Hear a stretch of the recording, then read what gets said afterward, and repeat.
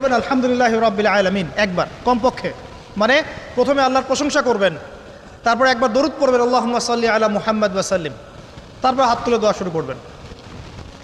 বৃষ্টি পড়ছে, দোয়া শুরু করে দেন, দোয়া কবুল হবে ইনশাআল্লাহ।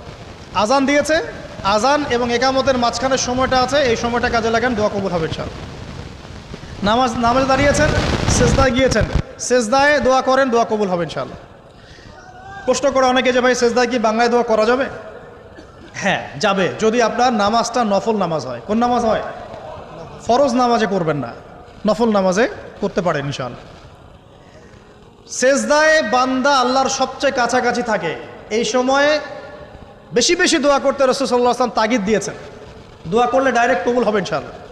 পিতা মাতার খেদমত করে দোয়া করেন, দোয়া কবুল হবে ইনশাআল্লাহ। এখন তো পিতা মাতার খেদমত মানুষ করতে চায় না। এটা সেই যুগ যে যুগে পিতা মাতার সাথে দাস দাসীর মতো আচরণ করা হয়।